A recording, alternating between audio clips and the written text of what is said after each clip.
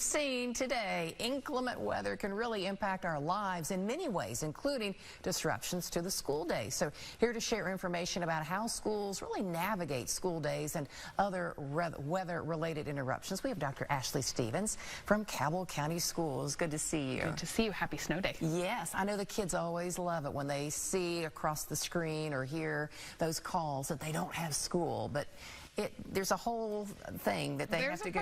Yeah, there's a process with this. So how are decisions made about altering the school day because of weather? So our ultimate goal is to have school as often as we can, as frequently as we can, in as much in line with the planned schedule as possible. Yeah. But we have to make sure that we can do that safely for our students and for our staff. And so when it comes time, you guys do a good job of letting us know there's something on the horizon. Right. So we pay attention to the weather alerts and the weather reports, and we kind of monitor based on what you guys know, who kind of work in that field, and also if we don't know anything for sure, the morning of, our team is out driving usually about 4 o'clock. And we don't always concentrate on where we live. We try to go to the remote places where our buses are going to be going. It can be very different in city streets, versus higher elevations or more rural places. So we try to spread the staff throughout the district just to get our eyes on what these roads look like. It's one thing to see a weather cam, but it's much different when you're out, driving some of these back roads. Seeing what it really looks like, and that's a good point, because a lot of these kids, some of them live way out in the county, some live really close to their schools in town, so that's a lot of different geography that you all have to figure out. And we can't make a call that says, if you're within walking distance, or if your road has been well salted, we have school, and if you haven't, we don't. So if you live in a place where it looks awfully nice outside, just know if there is no school, that means there are other places where it doesn't, and we have to accommodate everybody and make the decisions that are best overall for safety that way. That's right, the students, the staff, the teachers. So what are some of the options that you all deal with on these kind of days? So we only have 4 ways we can go. If we can't have a normal day, there's only 4 options, and we have them based on color codes, and we try to share those at the beginning and kind of repeatedly throughout the wintry season. But the first one is code green, and that's a 2-hour delay. So if we just need a little bit of time for the sun to come up or a little bit higher temperatures to melt some things, it's a 2-hour delay. Another option is code red, and that's where students don't report and they don't have any work to do, but this is a day that some staff will be there depending on different assignments, and it does have to be made up because it wasn't an instructional day.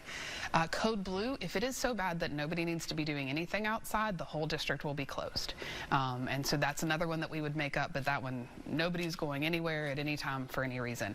We see this sometimes for flooding or for ice, things that you just really kind of can't navigate around. Right.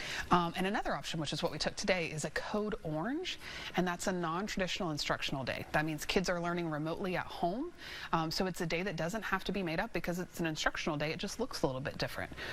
The district is allowed to have 5 of those each year, and so we try to use those, judiciously when they make the most sense. But if we can have learning, even if we're apart, then we want to be able to do that. Well, that is great there, and I like that everything is color-coded, which is helpful as a parent or a grandparent, whoever's there with the kids on that snow day. Absolutely. Kind of help them out a little bit.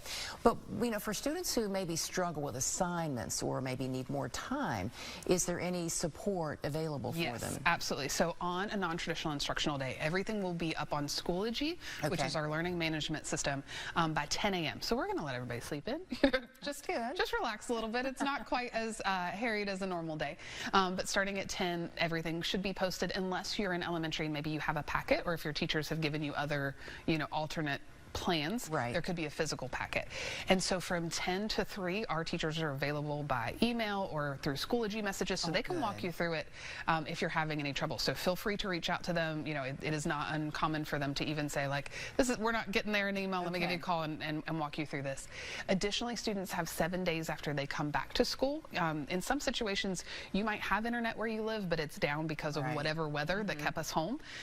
And so we do have those additional days if you need to, take it in and get some extra feedback, or do it during lunch, or stay for tutoring. You do have a few days to get in. Good. Any other final thoughts or reminders for families? Because sometimes because of a snow day, the kids are left with a neighbor or another type of caregiver, and they may not know about all the color codes. Absolutely. So these will always be on our website, which is cabellschools.com. Right now, it's one of our main news things because tis the season. Yes. So check that out. We will also always put it in the state closing codes. Okay. If we're non-traditional or something like that, you'll know it there. Excellent. And when in doubt, reach out to your school. There are people there answering the phones, and your teachers are available by email. Just ask. Just ask. All right. Great talking with you, Dr. Stevens. Thank you for having me. Yeah.